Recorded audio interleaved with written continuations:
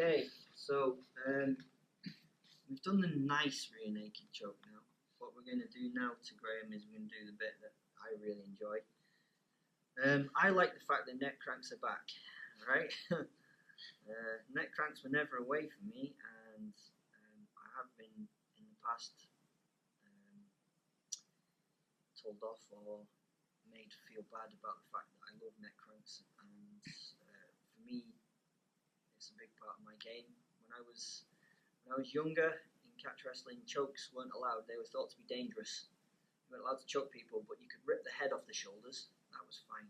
Chokes were dangerous. You could kill people with chokes, but you could only paralyze people with neck cranks, I suppose.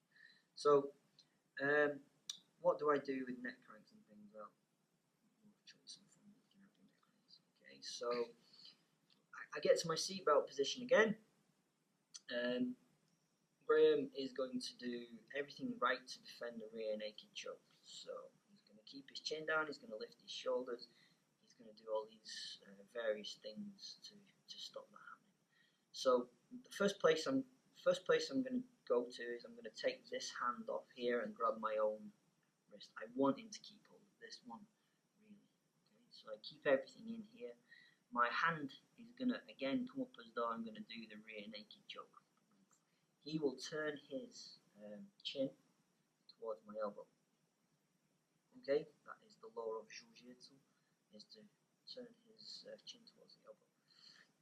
Once he's done this, I have some choices. Now I could go to the rear naked choke, but I just want to be a bit of a dick.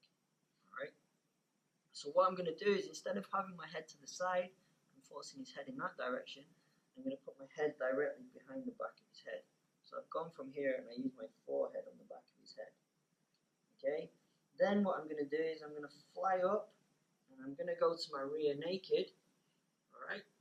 Don't even have to go to my rear naked and catch. With neck cranks I was taught to put my hand on the back of the head so I can force it forward.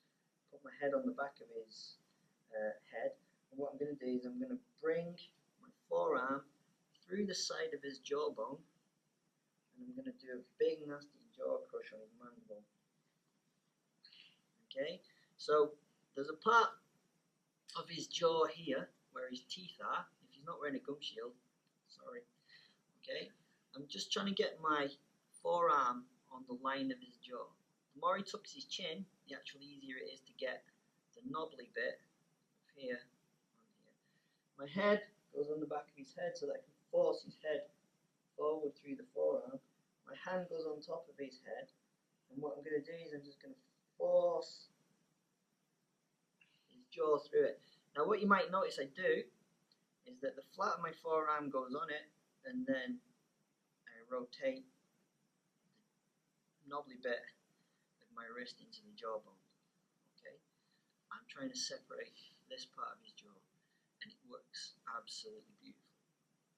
Okay, secondly, he keeps his head forward and he keeps his chin down here as I go across his face. So his head's here. Alright? This is the same move, except this time I'm going to remove his front teeth. Yeah? So I'm going to take the forearm in front of his teeth. So if he lifts his head up, this is where my forearm's going. It's going directly over his teeth. Okay? Again, I'm going to lift his head up and I put my hand on the back of his forearm and I turn my hand over. Okay, as I drive with my head, I'm going to turn my wrist into his teeth. Okay, and the pressure built up on his teeth, I can't do it to Graham at full blast because you do remove their front teeth. Is turning his hand, turning my hand so that the wrist comes through the teeth.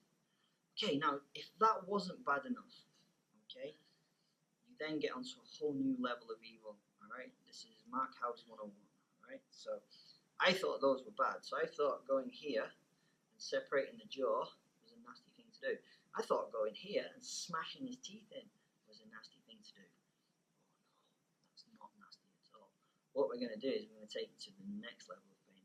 He takes his head down, so I'm not even going to put the arm in front of his chin at all. I'm going to put my forearm onto the front of his face.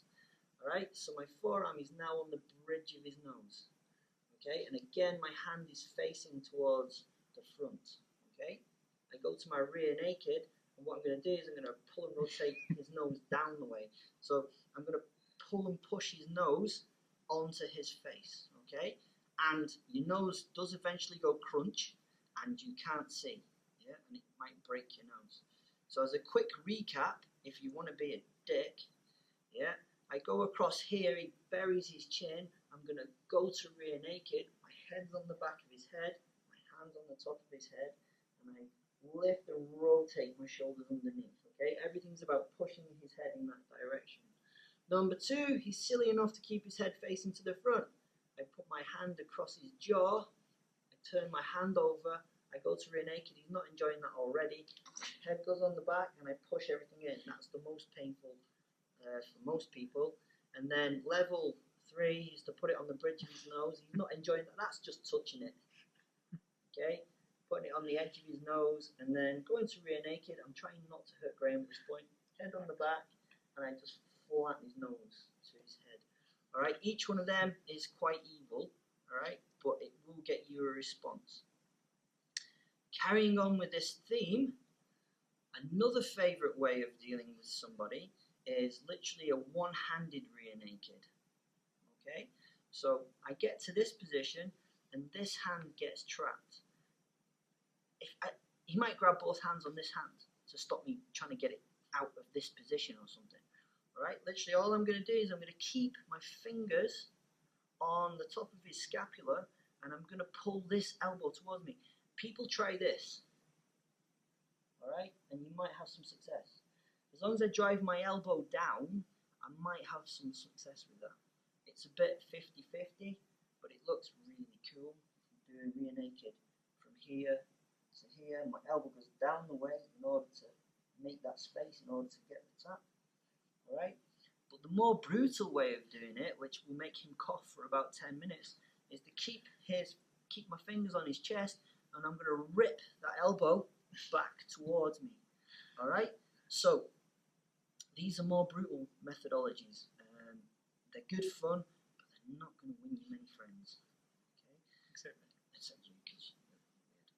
Alright, so face crushes, neck cranks, one-armed guillotines, one-armed rear naked chokes. Play with them because you'll find you can hit them from all over the place. My foot's gone numb now, so I'm going to have to stop. Okay, so I said that I was going to do a neck crank, but I didn't, so I'm going to do a neck crank. Alright, so we've got an answer now for if he turns his jaw, we're going to take that nice jaw separator. If he turns his head here, we've got the teeth separator and a nose breaker. Okay, there are other things that we can do when he faces his head forward. One of the things that my uncle taught me to do is to put a knuckle in the line of the eye and then pull that back over the top.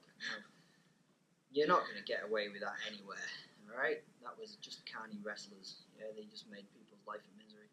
One of the things they would do is they would put that part of that into their eyeball and pull that back. Another thing they would do is they would get that on the bridge of the nose and compress the ear, rotate the ear into the head. Alright, and this was being brought up with my family. They were all bastards at times. Okay, you're not going to get away with those in competition. Some of these you might get away with. Okay, so neck crank. If he turns his chin in the wrong direction, so he's turning it away from the elbow, he's basically really screwed up at this point. Okay, because now what I'm going to do is I'm going to counter rotate his head off the line, and I'm also going to do the jaw separation.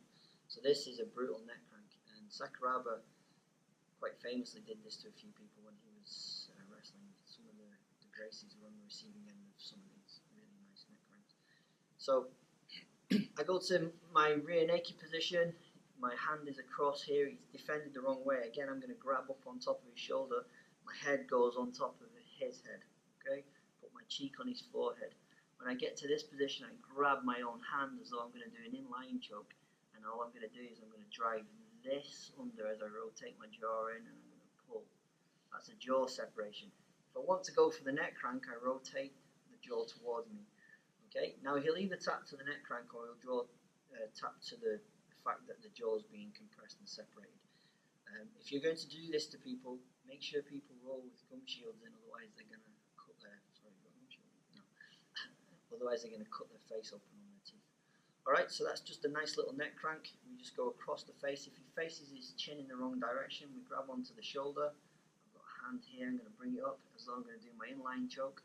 I put my cheek on his head and I push that forward. I rotate my hand underneath as I pull that back through his head, or I counter rotate his head off his shoulder. So you can, in lots of competitions now, use neck cranks.